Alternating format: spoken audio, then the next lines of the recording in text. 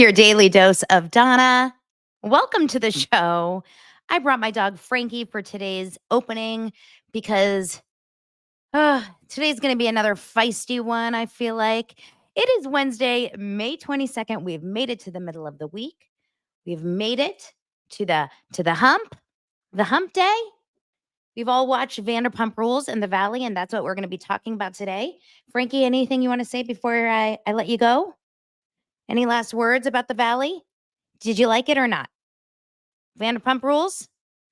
Blink twice if you want help. Oh, okay. Bye, Frankie. Frankie wants out of this conversation. And the truth is, I think I do too. We're going to talk about all kinds of things about Vanderpump Rules in the Valley that made me feel like I want off of this ship. I want off of this ship. Bravo's supposed to be fun. We'll talk about all that and more on today's Daily Dose of Donna.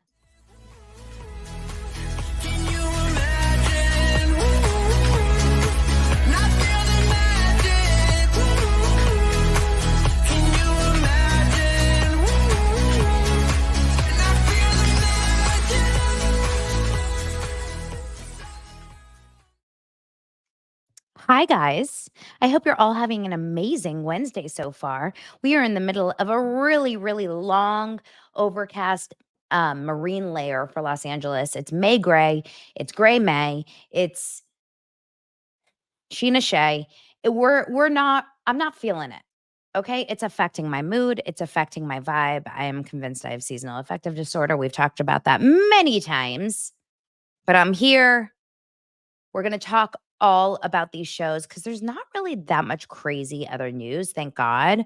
And these shows tend to be a little supersized. So hopefully they won't be too long over here, but we'll have fun. We'll have fun. Okay. First of all, how was your guys' Tuesday? I had a beautiful evening. I was at Oliver's playoff game. Those of you that have been following the Baseball Chronicles, the Mom Life, Baseball Chronicles. Yes, it was Oliver's baseball game, playoff game. He won. They won. We play again Thursday night. Friday, we are officially going to reschedule our happy hour Zoom. So those of you that are in Patreon land, make sure to be at the highest level tier, which is $10 a month, just $10. And also, if you want to be at the lower tier, you guys, it's $5 a month to subscribe to Patreon. Like, for more than 4 episodes a week. You get 8 episodes a month. Sorry. 8 episodes a month because you always get a rewatch episode. Right now we're doing Bethany Ever After. And then you get an episode just like about life and personal stuff, etc. So make sure to subscribe over there. And you guys, we hit 15,000 subscribers here on YouTube because of you. Because of you. And I am so insanely grateful. It's shocking to me. 15,000 people over on YouTube, a venture I just started last year. Very grateful for you guys. And also, the podcast continues to do really well. We always are in the top 100 of TV and film, which is such a blessing. Yesterday, my episode was like top 40, the actual episode of TV and film charts. So it's a really big deal for me considering this is a one-woman show. So I appreciate you guys. I also it doesn't get lost on me that I don't focus heavily on getting reality stars on my shows. You know, a lot of these podcasts, they get these celebrity interviews or the Bravo Lab interviews. And I have just not tried to push it that much. Every once in a while, I will, invite someone in or say yes to an interview. But the truth is, I don't really want to. I've already talked about this with you guys. Like, I don't want to get too close to the sun, right?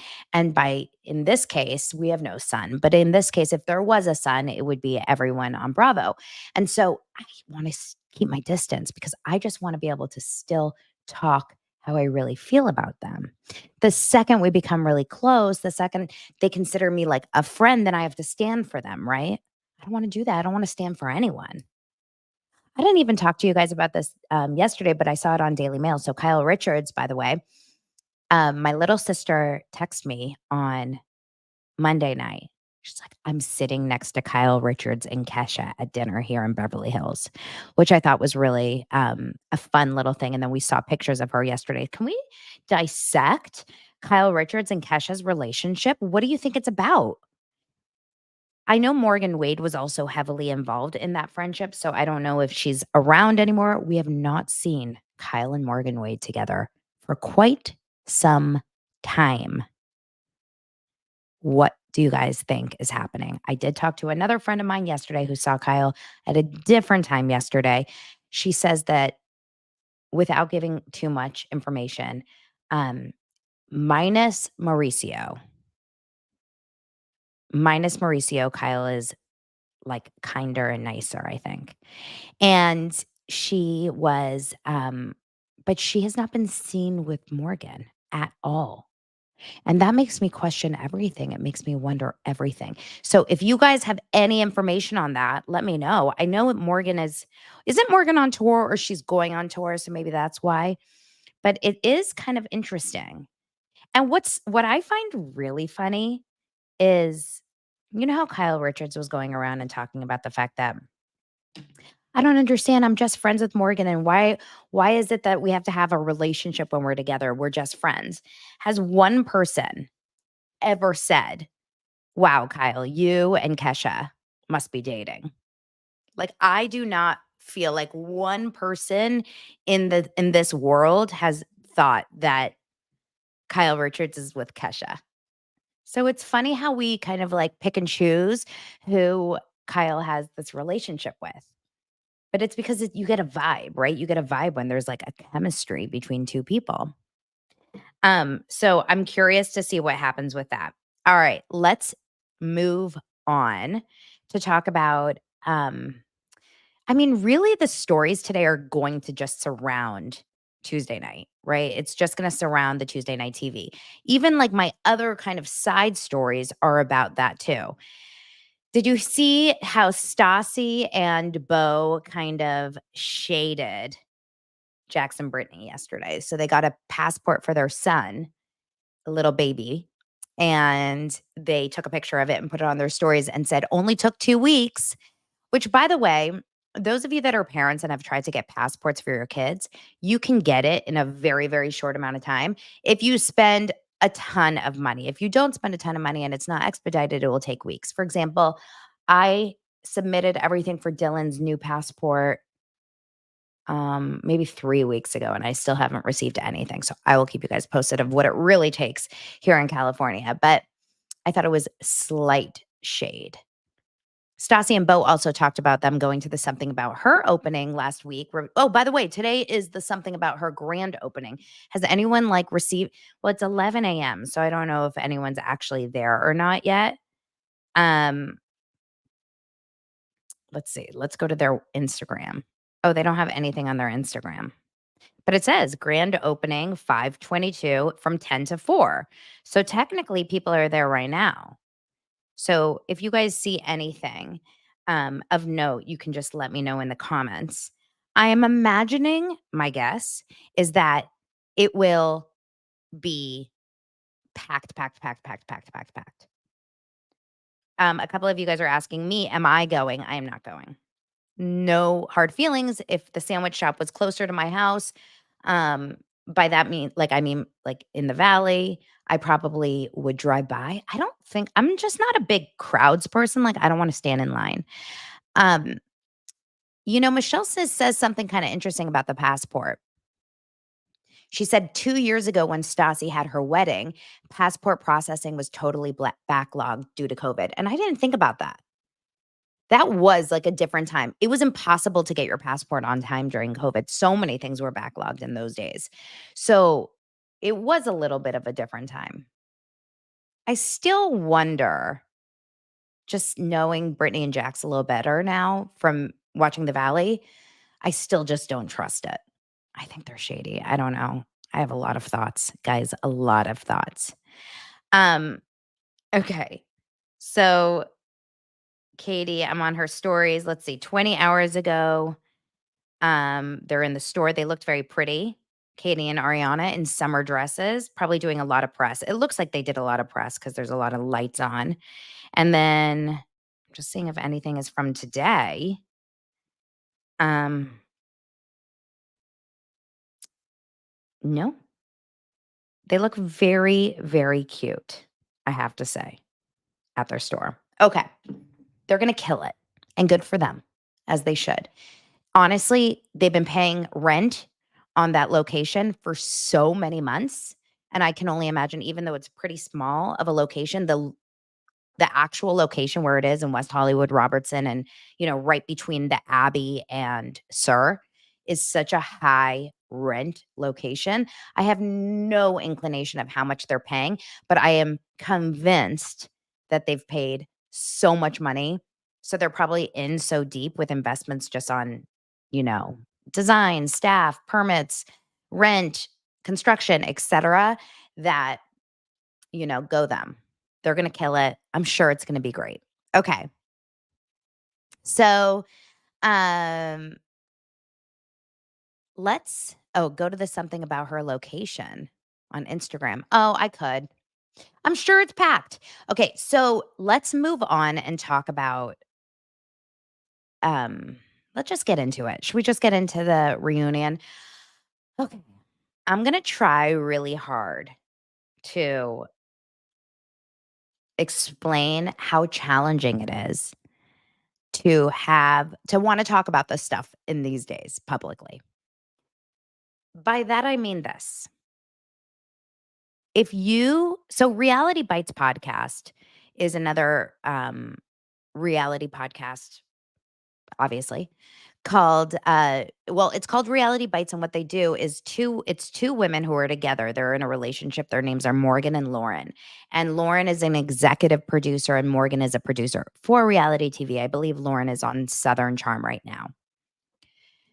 These are women that know this business, and they and I have communicated so many times, in the DMs in the last few months, right? We've chatted so much about all of this stuff.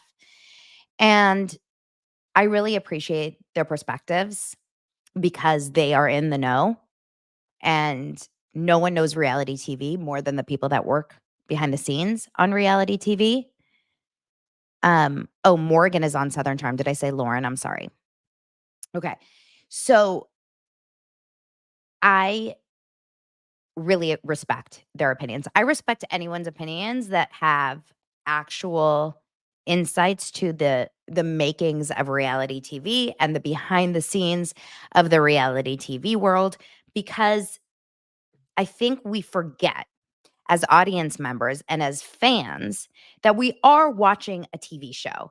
And yes, it's misconstrued because it's reality. So you think that you're just being a fly on the wall in someone's life. But at the end of the day, we do have to remember that these shows are created for entertainment purposes.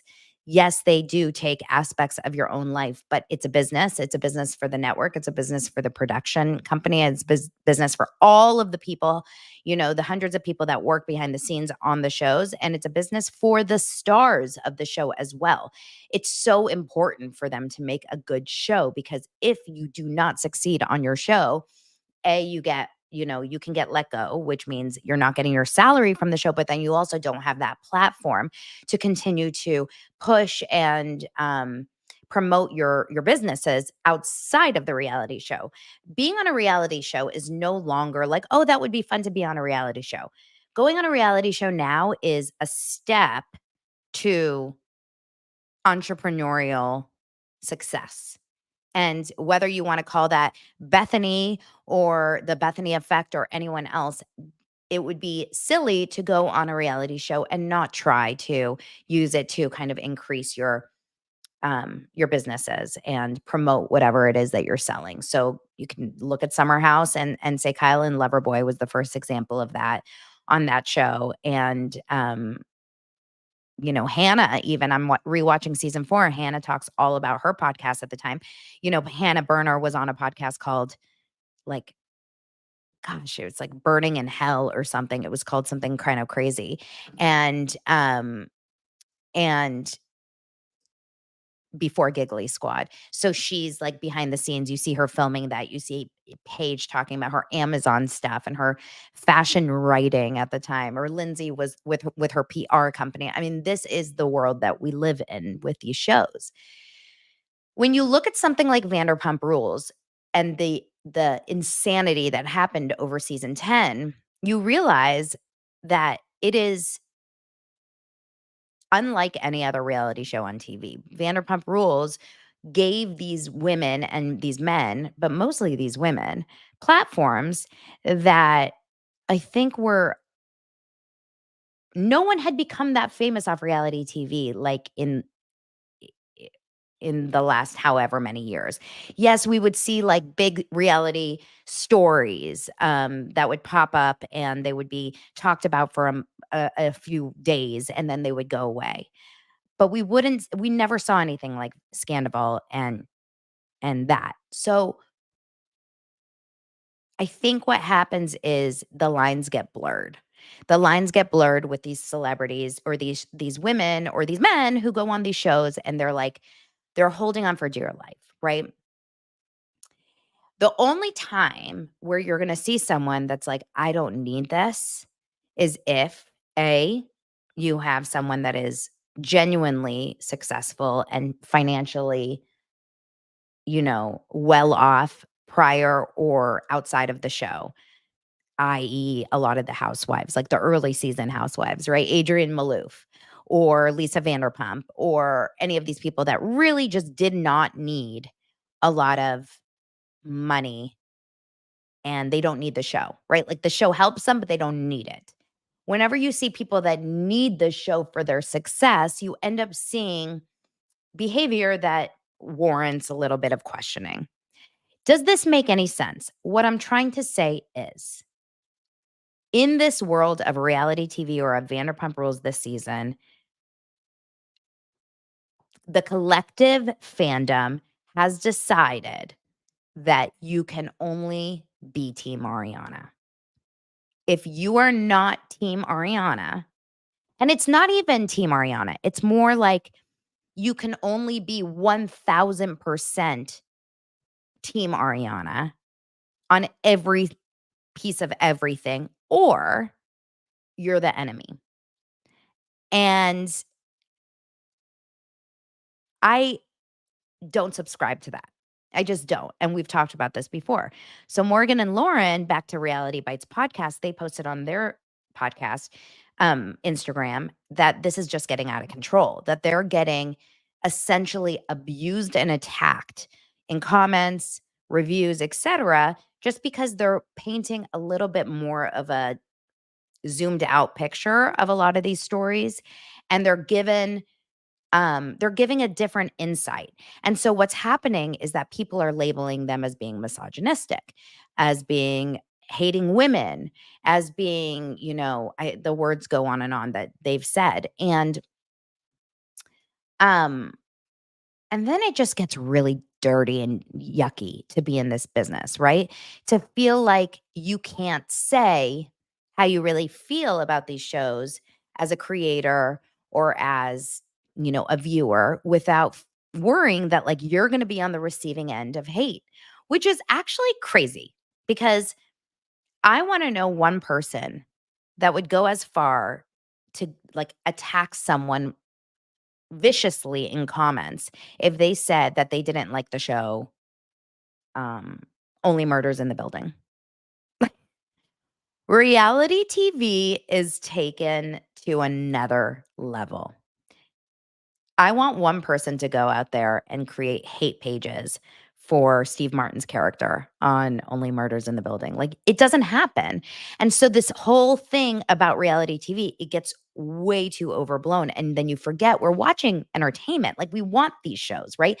We want the drama, we want the messiness. And if you don't have the messiness and if you don't have the ups and the downs and the fights and the loud personalities and the fighting back and this and that, then you really have a whole season of paint dry Carl, which I don't want. I don't want a whole season of boring, right? We don't want boring shows. Boring shows, it's like it's kind of like Potomac this last season. Like it was boring. And so I want to feel like I would really like to be able to flip-flop openly. I would really like to be able to release the need to say, if you are not 1000% on one person's side, you are a disgusting, horrible human being. I think we can all just like have our opinions. And that being said, I looked at I looked at the Vanderpump Rules reunion part 2 as its own entity, separate from everything that's being said online, everything that's being said on social media and in the after shows, and also everything that's been said on the show up until part 2. So I am here to review part 2 of the Vanderpump Rules reunion. In my opinion, it's my opinion. And that being said, I will say that last episode, this episode, I felt overwhelmingly like one thing. Ariana will always end up looking good. And this is why. She's quiet. She is so smart how she goes about this show. She doesn't say a lot. Notice that. She she just kind of sits and takes a lot in. And maybe she'll come back with a quiet response, but she has been therapized from, 0 to 1,000, and this woman is so measured and she's so unemotionally invested at this point. We have not seen her lose her mind. The last time and the only time we saw her yell was when she said, "I don't care about Raquel." But we have not seen her show massive emotion other than maybe a little vulnerability, but she is calm, cool, and collected. Of course, we did see her yell at Tom that one night at James's house, but that's to be expected. But I'm saying here we are in the reunion, and Ariana is cool as a cucumber. And for that reason, she will always look better. And I'm not saying that she isn't acting better, but she will always come off more respectful, more calm, more likable. So whoever, whether she's doing this because this is who she is, or she's doing this because someone, her team has advised her through and through, whatever you do, stay calm. It is 100% working in her favor. And unfortunately, Lala doesn't shut the fuck up. Right? And so, like I said, I'm not team anyone. I'm team what I'm seeing in that moment. And when you have someone like Alala who literally, and I don't know if this is editing or it's just her personality, I think it's a little bit of both because editing makes a big difference in these reunions, by the way. If you watched a reunion uncut, you would see such a different story, right? They're editing these voices together. They can choose whether or not they want to mute out certain voices or not during certain scenes and during certain conversations. Um, Lala doesn't shut up in this reunion now for the second part. And even as someone myself who understands Lala's perspective, I do. I really do. I think I understand completely where she's coming from with a lot of her confusion because I think like I've experienced some of this confusion about Ariana, etc. I really want to I want her to calm down. I want her to just not speak so loudly and not speak so much. It's funny, if you watch the after show, she goes after Sheena by saying she doesn't go after Sheena. She and Sheena are friends. But she goes after Sheena and says, "You are you over explain yourself." And because of that, it makes it look like you're trying too hard to kind of explain your way out. You're saying too much, which is funny coming from Lala because she is not the actual personality who is to say that. Like, she's the one that is constantly explaining and saying too much. Michelle says, "So, we are critical and questioning Ariana because she's acting like a reasonable and well-mannered adult as if it's performative and not real. That's ridiculous. Did I say that?" Like, here's the problem. People are just like ready to hear whatever they want to hear. I never said that. I never said that we're judging her on being calm and collected. I'm saying it's working in her favor. Whatever she's doing is working in her favor. Guys, chill with the Ariana like need to defend. I'm saying a positive thing. I'm saying that she is actually remaining calm, and whenever someone remains calm in an argument, they will always come off looking better. And she is smart about her approach on this show, okay? Um, I also think she doesn't give a shit enough. That's the truth. I don't think Ariana cares enough about Vanderpump Rules anymore. Understandably, I think she's done. She's 1 foot out of the building, okay? And if you are in reality TV production or in the behind the scenes of reality TV, you can feel it immediately. Ariana is checked out of her job. She's checked out of this job, right? She says it, she explains it. She didn't watch the show. She's not interested in this show. She is collecting her paycheck at this point, and that is that. And if you disagree with me and you think she's really invested in Ariana and invested in Vanderpump Rules and invested in the show and invested in her character and invested in these relationships, like, what are you seeing that I'm not seeing? Because I feel like she is. She's a senior on her way to graduate high school, and she has checked the F out. And that's okay. I'm not saying it's a bad thing. It's a bad thing for the viewers. I think it doesn't make a good show, but it's like it's so obvious to me that she's just done. She's done. And I think is Mark says, is it checked out or is it I'm going to do what's best for my mental health regardless of my job? Um both? Both? I think that I think that she knows already in this point. Like remember they filmed this reunion to um before they decided to put the show on pause. Ariana, I think at this point already knew she wasn't going to come back to the show. So when you already decide that you're already done with the show and you're already done to kind of coming back, like I think why would she come back, right? This is her ex-boyfriend who she despises and a lot of people she doesn't really care for and like. So it doesn't make any sense. Um I think that okay, now let's move on. Lala going after Katie. What I think needed to happen is I wish that the reunion got more of the information that the after show gave us, which was the timing of the conversation with Katie. We didn't get that. If you just watched the reunion and didn't watch the after show, you wouldn't know that um you wouldn't understand like the timing of what Lala was saying about Katie. Lala,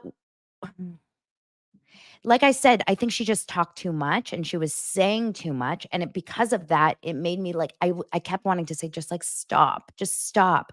Because the whole conversation about the boundaries, Ariana Ariana said it perfectly. You don't have to understand it, but you have to respect it, and I wish we just let it be that, right? I wish we just let it be that, and I wish Lala said, "Okay, you're right." But instead, Lala does feel the need to be like, "And I thought I did respect you, and I thought I did, and I was respecting you, but I still don't understand it, but I don't da, da, da, da, da." I don't understand it, but I'm not Ariana, and I don't know the behind the scenes of what's really happening, of why she decided to tell people that they couldn't have a relationship with him, but she stayed in the house. Like, we know there's a lot of legal stuff. I don't understand it.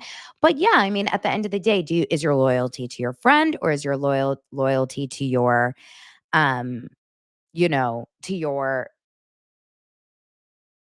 friend's ex-boyfriend or co-star on a show. So that whole thing made Lala step in shit even more so. And I have never seen such a collective fandom go after anyone that I've seen anyone go after Lala and Sheena this season. It started with Sheena and now it's Lala. And I really truly believe it's wrong and it's rude and it's over the top. There is like some serious hate towards Lala and Sheena, but like I said, it's really directed towards Lala. And if you go into any content creator's page right now who's talking about reality TV and is talking about Vanderpump Rules, and you read the comments, it is wild and it's got to stop, you guys. It's wild. It's insane. It's over the top. Like Lala didn't kill anyone. Everyone needs to take it down a notch. Don't you guys think that it's getting to be like over the top? If Lala was not on Vanderpump Rules this season, we would have The most boring show of your lives. You would die of boredom. Lala is giving us something to focus on, to complain on, you know? I think personally I think personally that Lala is making the show interesting because without Lala, it's not interesting. I'm not interested in the Joe and Tom Schwartz storyline personally at all. I'm definitely not interested in the Katie and Tom hooking up with the girls storyline. I was interested in the dynamic between Ariana, Tom, and the fallout. And Lala created the drama around it. I'm not saying she was right. I'm just saying she created the drama. So you could hate Lala and still agree to that. Like, how many of us can't stand some of these housewives, but we love watching them because they make a good show? Straight up, Carlos King said this about Teresa. Like, lover or hater, you don't have Real Housewives of New Jersey without Teresa. If Lala was not on Vanderpump Rules this last season, I would actually be curious to see what would happen. Do you think Ariana would bring, like, enough storyline for the show? I don't. I don't. So, Gina says something really interesting. That being said, just because I don't enjoy watching her anymore, meaning Lala, doesn't mean I hate the girl, nor would I attack her. No one should. It's a TV show. Yeah, we need to take, like, a step back. We need to take a step back.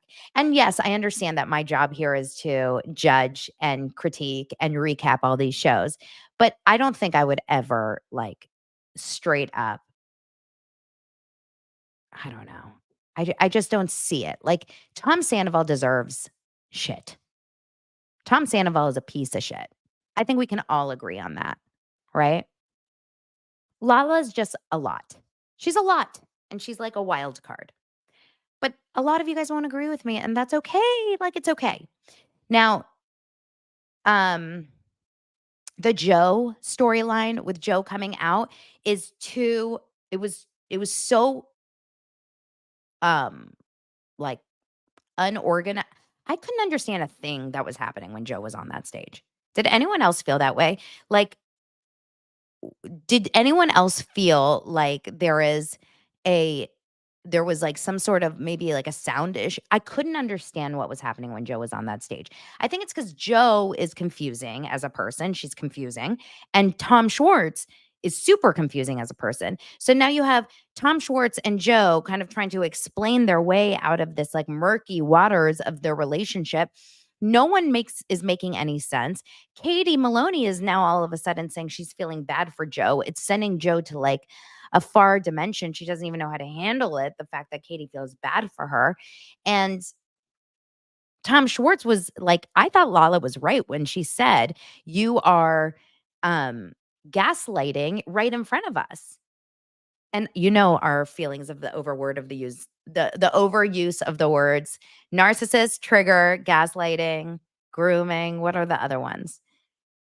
But I was like, "He is." He's straight up saying, like, to her, um, "No, I thought we were clear, like, we weren't dating." And she's like, "But we were dating." And he's like, "Yeah, I loved you. I loved you so much." Joe is not meant for reality TV. I think we can all collectively decide that there are certain personalities that can handle this. Joe needs to stay off reality TV. She's so, um she's not, like, emotionally stable enough or something to like, stay with it. It actually, to be honest, is giving a little bit of, obviously it's a little all over the place, but it's giving me a little bit of that Raquel feeling, like in those earlier seasons. Do you guys remember when Raquel was on her first reunion and her voice was really quivery and quaky like that? And she could not, like, strongly be able to share her opinions and her feelings, and it felt uncomfortable to watch.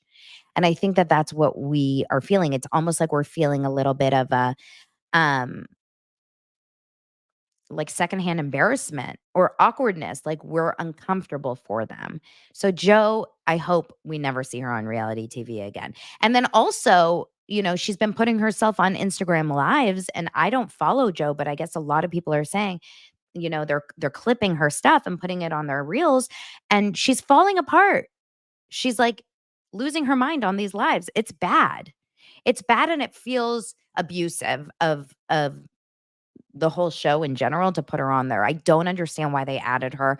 I don't feel like it gave any importance to the show, I guess, other than to see that Tom Schwartz was kind of a douche. It was really uncomfortable. It was really uncomfortable to watch. Um, we talked about Sheena and Schwartz making out in Vegas. The story is boring to me. It happened. I get why Sheena didn't tell Katie then.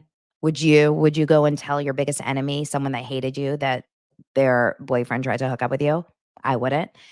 Um, it feels yeah, so that part of the story was a little bit boring. Let's talk about Allie Bally for a second. Allie Bally. Hmm.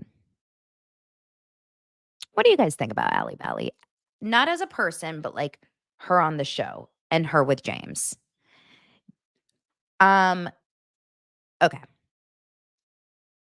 I don't believe James quit drinking for the right reasons. I think whenever you quit drinking because of someone putting an ultimatum on you saying, if you drink, I will leave, it's probably not going to end up being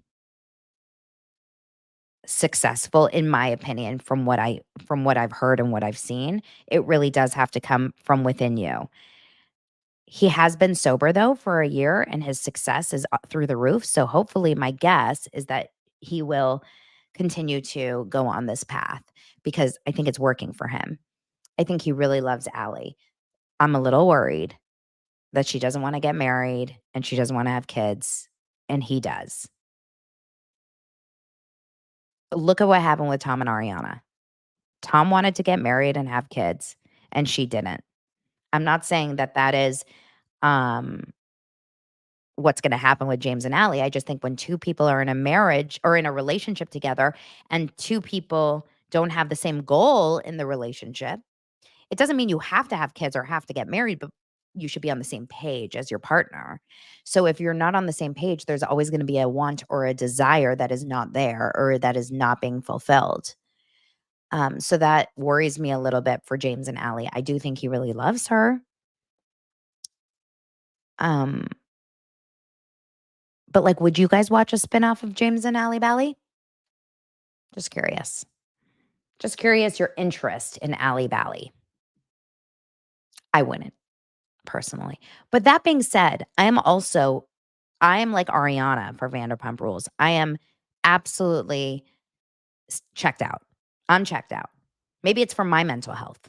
Honestly, it probably is for my mental health. I think I'm checked out to protect my mental health on the show. And I have to review it and I have to talk to you guys about it, because that's the job and this is the show that everyone's talking about. And I can't, not finish what I've started. But I am checked out of the show. And actually, the show gives me a yucky feeling, which is not what I want from my TV, my reality TV at least, right? Like if I'm watching the Ashley Madison documentary or some of these crazy ass documentaries, then fine, I'm willing to feel a little skeevy and gross, but not from these. Um, Michelle says I'd watch her do tarot readings and birth charts on all the Bravo Lebs. Hmm. Okay. I could see that like as a YouTube show. But that's not like a series that I would watch. Okay.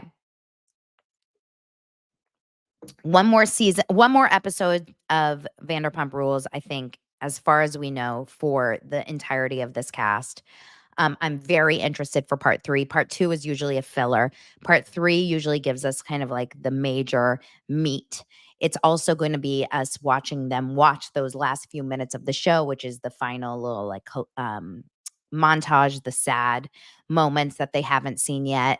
And then also, of course, Ariana walking off, I imagine, and Tom, you know, saying it was good for me.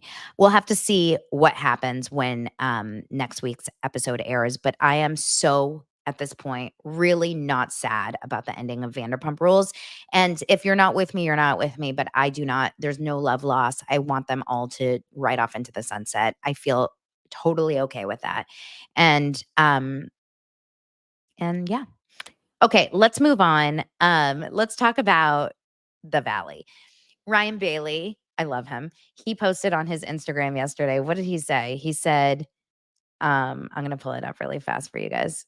He always posts like those funny tweets or whatever. He goes, I, for one, find it incredibly refreshing to go from the complete toxicity of Vanderpump Rules to the Valley where we see talking down to your wife in front of others, cheating, icing out Dodie, and Danny and Nia. Okay, I do feel personally that um the Valley is much more enjoyable than Vanderpump Rules for me. Probably because it's fresh, probably because it's new people, probably because it doesn't feel so calculated or it's so like produced and all of these things. And we're not like burnt out on them. But I do think that um yesterday's episode made me say, I am so glad I'm not in Big Bear with this crew. This Big Bear trip just looks like hell. So are we ready to kind of talk about it? Um, one thing I will say, if you guys, so those of you that can't stand Lala, I'm sure a lot of you guys here can't stand Lala. Would you rather have to be alone with Jax for 24 hours or Lala? That's my question for you. Jax or Lala? Jax Taylor is horrendous. But in a shocking turn of events, I actually found a lot of what Jax said yesterday about Brittany or to Brittany to be valid. It's just his approach sucks like beyond, beyond, beyond. It sucks. So we're on the baby moon. Remember that. And it's number one, note to self: never invite other couples on a baby moon. What? Never invite other couples on a baby moon or on a honeymoon. These are literally vacations meant to truly just enjoy being with your partner. The fact that they invited other people to their baby moon, and especially other people who were, who are with children and like unhappy to a baby moon was wild. Like you literally see Janet and Jason throughout the episode decide like maybe we don't want to have kids. Like maybe we should find a way out of this. It was unreal. Unreal. So the episode, of course, starts with Jax wrapped up in a blanket, sitting outside, deciding, oh, I really don't want to have to do this. Oh my God, I can't believe I'm doing this. This is just so unlike me. I am never someone that talks about drama, but I have to tell you, Michelle, I have to tell you that I've heard from Kristen Doty that you're texting sexy naked pictures to all of these men, whatever. And Michelle's reaction to it is like, okay, yeah, so that's what I do with these men. I'm trying to get business for um my real estate. And so that's why I text these men. And Jesse knows, and it's a celebrity. And no, I didn't text sexy pictures, but and Jax is like in his interviews with his big eyes. I don't understand. I didn't get sexy pictures when I was buying my house. I don't want to get involved in drama, he says, but I don't want. He's so over the top, right? So he's saying, this looks to me like we have, where there's smoke, there's fire, because when you have a relationship that has, you know, texting other men and this and this and that. Well, he didn't need to know that from Michelle because it's obvious he and Jesse have talked about this now for a while about their unhappiness. But then he goes inside. Jax goes inside and he's like, where is my wife? Everyone is hanging out. Everyone's snacking. This is before dinner. Everyone's still having cocktails except Jesse. He's passed the F out because he got hammered. We'll talk about his drinking. It's like, it's wild. But now, meanwhile, Brittany is still in the bedroom. And Jax goes in there, Brittany, are you still throwing up? I can't believe it. Out of all of these women, you're the only one throwing up. Everybody is normal except you. Whoa. Okay. Do I think Brittany has a drinking problem? We'll talk about this in a few minutes because we get into this a little bit later in the episode. Do I think Brittany has a drinking problem? Um, I think that Brittany has a very, very unwell stomach. She has digestive issues. She has ulcers. She has all kinds of things going on. We know that already. She's literally been told by a doctor on Vanderpump Rules to not drink, but she wasn't told not to drink forever. I rewatched the scene. She was told by this doctor to not drink while she's healing an ulcer, which was a 10-day medication. But do I think she has a drinking problem in the sense that she can't stop drinking? She's drinking so much to throwing up. Not that I have seen. I have not seen it. However, she clearly is a sick girl. She has a sick stomach, and she was feeling sick from the drive where she hadn't even been drinking. And then she did have a couple drinks throughout the day, but she is clearly one of those people that is a very heavily affected by, altitude. Big Bear's got a lot of altitude stuff. A lot of people get very sick from the altitude. She was driving and getting sick from that. She was on a boat. If she has any sort of motion sickness or anything like that, that's fine. I don't believe that she was throwing up because of the drinking, because I think she honestly was sick before she even had a first drink. Remember when she got to the house, she was like, "Oh." But Jax comes in and immediately compares her to all the other women. "Oh my god, you're not normal. They're normal. They've been drinking all day and they're fine. Why are you the only one throwing up?" As if they were all doing shot for shot for shot for shot, and she's the only one that got drunk.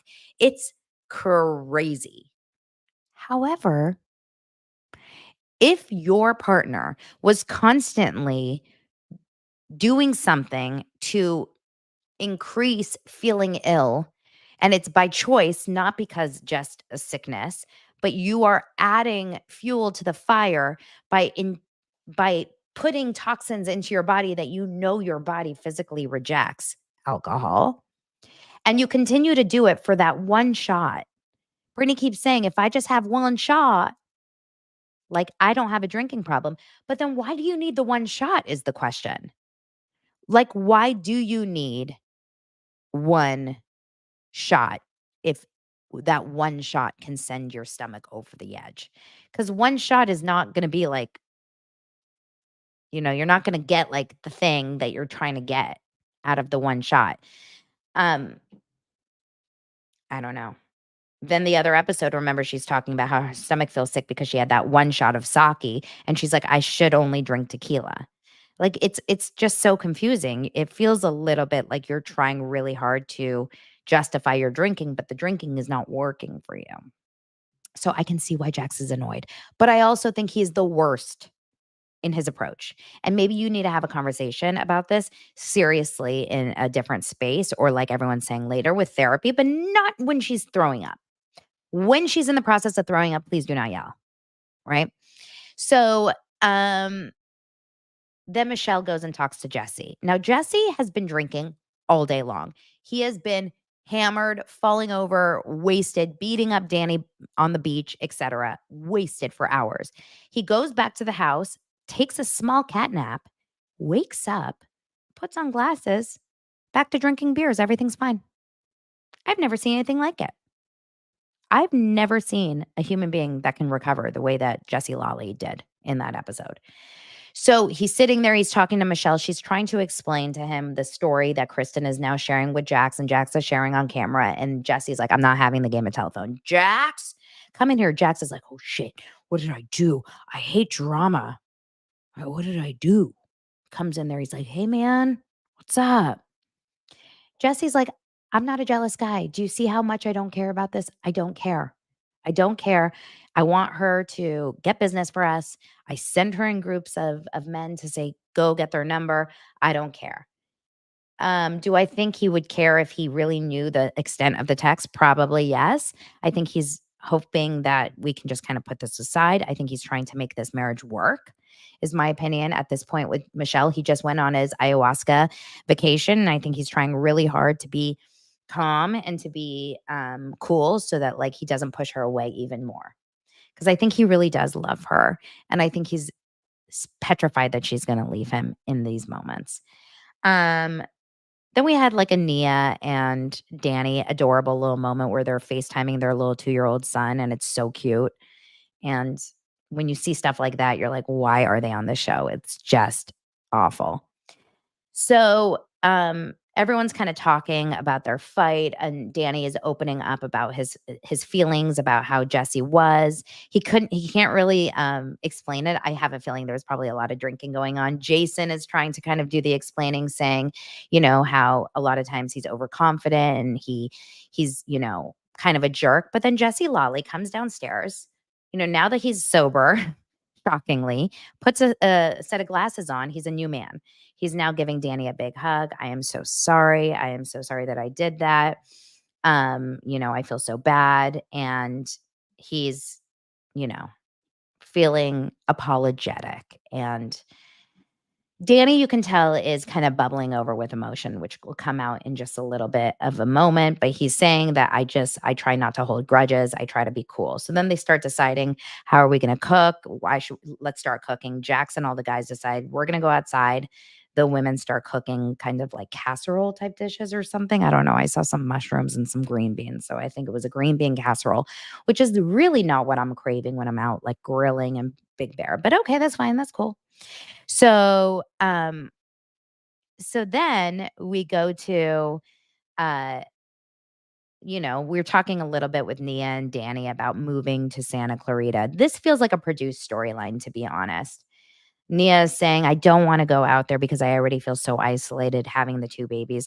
Like I said, I do think that part is a little produced storyline. Santa Clarita is not that far. You would find community wherever you were, but that's okay. She doesn't want to move out there. But it is giving a little bit of like, kind of like not important storyline for just to give more of something about Nia and Danny, like almost like they need to have a little drama because if not, they're going to be too boring. So there needs to be some sort of conflict between the two of them.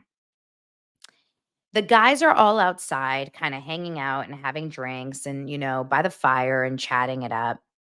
Jesse decides to talk to Danny and says, you to me are an incredible husband. You're an incredible man. You're an incredible dad. You treat them with respect. You are so wonderful. All the women love you. You still are having sex with your wife, this and that. Like he really was giving Danny a lot of love. And Danny said, I can see it coming from Jax. I can see it coming from Jason. I can't see it coming from you. And for that, I am so grateful and just like so taken aback. And really, he gets really emotional. He says something about how he's struggling. And for this, I will say, and I did see some discourse online from a lot of these women saying, like, I can't believe these men are complaining about being men and not getting appreciated by their wives. And I'm thinking to myself, this is the problem, is that we say to men, be more vulnerable, be more emotional, don't be so tough, show your sweet side. And they do, and they show their vulnerability. And all of a sudden, they're getting attacked online of, oh my God, poor men that that they're not getting appreciation from their wives. I'm sorry. Lance is allowed to feel that way about me. I don't think that that's unreal. You don't think Danny works his ass off to try to keep those 3 kids okay and happy? They're 2 months old, these little babies, and he's putting them on.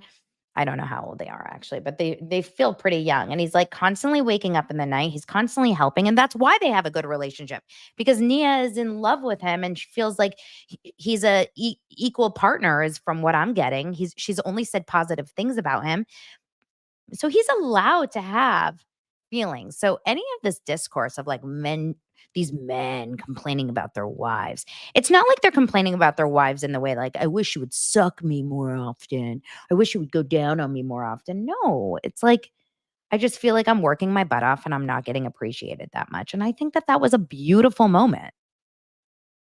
I don't know. I don't think that there's, like, anything negative about that. Jax annoys me with his complaining, because Jax's complaining doesn't come from a vulnerable place.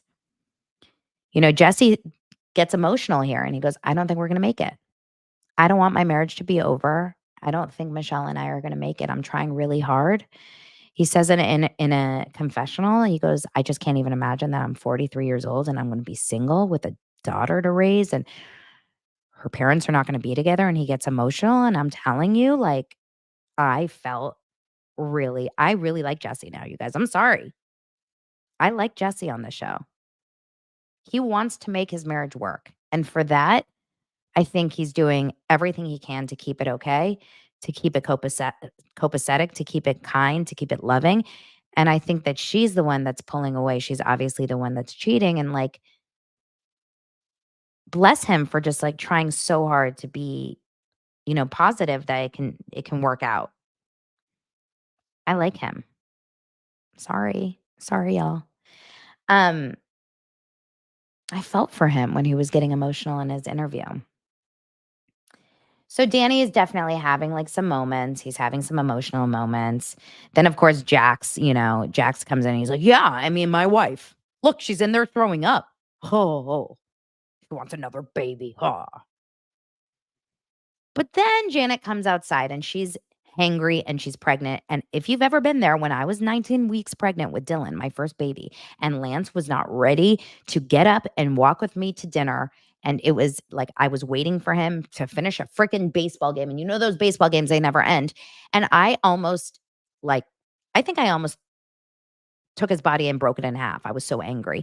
When you're hungry and pregnant, it's not a good combination. She's hormonal, she's tired, she's pregnant, and she's also stressed out and she's mad that no one is, cooking. And she did get a little shush from Jesse, which is showing a Jesse jerk move, which I didn't like. I didn't like, but I do like Jesse other than that. Um, Actually, I didn't mind Janet and Jason in this episode at all. I thought they were actually really sweet. I really like Jason. He's so kind to her, so loving to her. He's like, I'm so sorry. You're right. You're right. I should have, like, thought of you. I'm so sorry. I'm so sorry." Like, he did everything right. Now Danny went and passed out. Danny was hammered. Danny went or no, like they're eating dinner first and then eventually he goes and passes out. But at this point, Jax is sitting there. They're all kind of around the kitchen table just snacking. And Jax is sitting there and he's pissed about Brittany. He's like, "I don't understand. She just drinks too much. She just drinks too much." He starts talking to the girls and he's like, "Guys, I need you all to tell me right now. Everyone shut up. Tell me right now. How many drinks did Brittany drink today?" And they're all like, "0. She drank nothing." Like, she drank nothing on the boat. And he's like, "I don't believe you. I don't believe it." Like, he's so mad about her. He's like, "She's so sick. I know it's the drinking. She always needs a few minutes. She's always doing this. This is always a problem. This is this and that." Like, how embarrassing, by the way. How embarrassing. Those of you that have ever gone on vacation with, like, couple friends, how embarrassing to see them fight so openly just right in front of you. And the girls are like, "She didn't drink a lot." So she comes out there. She opens the door. "Jax, F you. F you. You're the one. You're my husband. You're out here. Everyone has my back, and you're my husband. You're making me look like a bad person. F you. I feel sick. You think I want to be in this bedroom feeling sick? F you." I really felt for Brittany in that moment. Not to say that she's not a little bit a part of the problem, obviously, with her self indulgence, but at the same time, how horrible must that have felt to know that your husband is standing right outside there talking crap about you to all your friends and they're fighting for you and he's like continuing. He's pushing this narrative. "Nope, you're drinking too much."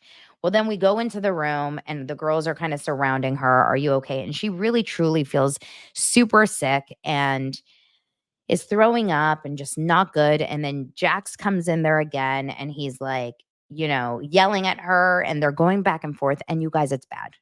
It is so bad. When he comes back outside after getting yelled at again in front of all of her girlfriends, the other guys are like, "Well, maybe you shouldn't call her out in front of other people." And he's like, "Maybe I should. I've tried to talk to her mom. I've tried to talk to her friends. I've tried to talk to her. What else can I do? We have a big problem." Like, he is legitimately, without saying it, he's saying, "I've tried to have an intervention. She needs to go to rehab." Like, that is literally what he's saying about her. And I don't know if, like, I don't get it. I don't think she's drinking to that extreme all the time. But who am I to know? I mean, a lot of you guys in the comments think that maybe there's behind the scenes drinking. I don't know. But she's very upset. She's obviously very hurt, and she's, like, being kind of taken care of, and then eventually everyone just kind of goes to bed. After Jax is told, like, "You need to do therapy." Jason and Janet end up having a conversation outside, and they're like, "What the hell is happening here? Like, this is just so bad. Their marriage is gonna end. There's no way that this is gonna work out well." But remember, Jax is convinced at this point that there's no way that they're ever getting divorced. In fact, there's no way that they're even going to be separated. It's not something that they believe in. It's not something that they want. It's not something that they'll ever do. Well, this isn't healthier. The next morning, Brittany wakes up, she's feeling a little bit better, and Jax wakes up with a lot of apology energy. "I'm sorry. I was just feeling a little bit this. I was feeling that. You're right. I love you. I'm sorry. Let's try to have a nice day." He said, let's just like chill out on the drinking a little bit." And that to me was the way you talk about it, in a calm, nice way. But she does forgive him, and she says it to him. And she says it in the confessional. I think Jax is always going to treat me like shit because he knows I'm always going to forgive him. Right. And so, um, she comes outside, they're all in the kitchen, they're in, everything's fine. Jesse Lolly is drinking copious amounts of champagne at 8 in the morning. I want everyone to realize this. I've said this from episode 1. There is not a scene that Jesse Lolly is not drinking alcohol in. It's all day long, all the time. Jax and Brittany are now being all sweet and loving. "Everything's fine. Everything's fine." Just apologizing, making it better. Everything's fine. Well, it's definitely not fine, but it's okay. Now, meanwhile, we have this really stupid side story where Janet decides, like, "Oh my God, I didn't sleep all night. I am so nervous," because Lego Zach has posted on his Instagram story a location tag of Big Bear, California. This is keeping you up at night? Do we actually think that Zach is coming in to kill ya? This was so weird. She's like, I'm so stressed out about it. I didn't sleep all night." Huh?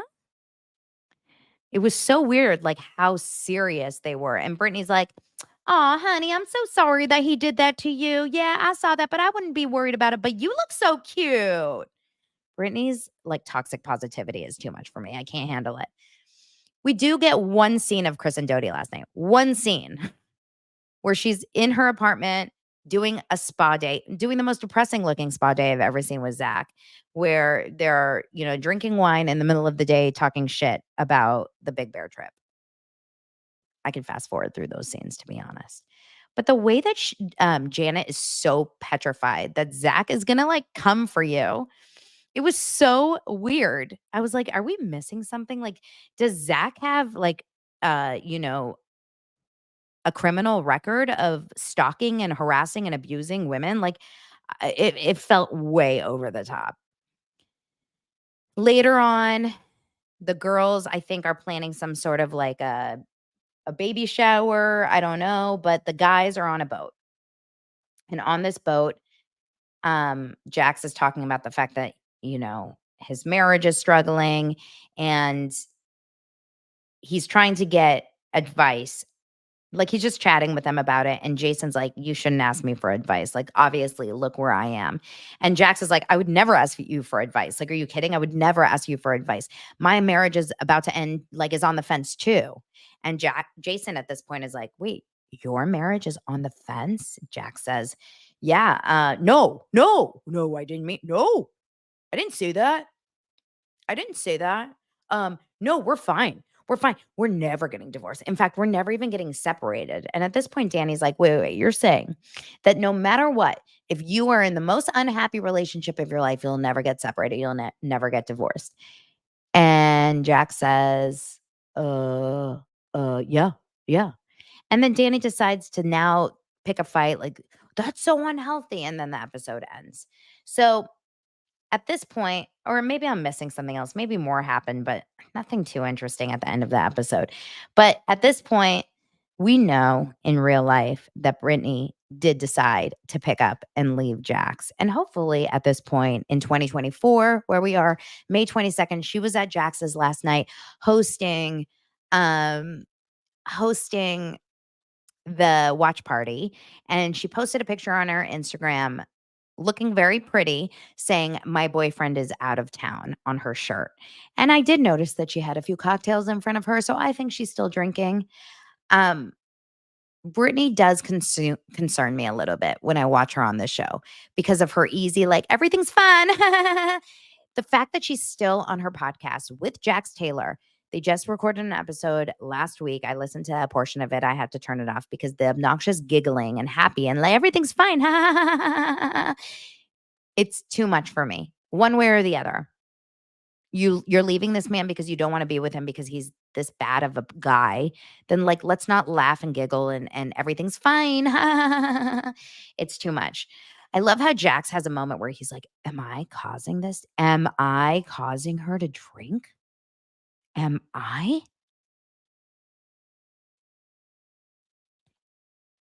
I think you're not helping.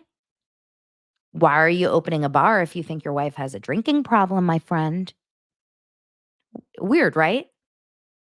It's always weird with these people who are opening bars when they have drinking problems, who are or when their loved ones have drinking problems, who are in his mind, when they're selling alcohol products like Skinny Girl when their mom and dad were both alcoholics, and had eating disorders. Like, it's just weird. It's like, let's stray a little further from our trauma, huh? Um, okay, you guys are hilarious in the comments. Anyway, um, all right. We'll keep going. We'll keep watching. I can't wait to hear what you guys have to say about my thoughts on Vanderpump Rules. Like I said, I take it in last night's episode, Lala lost. She lost the fight. She did. But that doesn't mean that it's because she's against Ariana. It just means that she lost the argument in the conversation with Ariana. Do you know what I mean? Okay. Talk to you guys tomorrow. I hope you have an amazing day. Bye.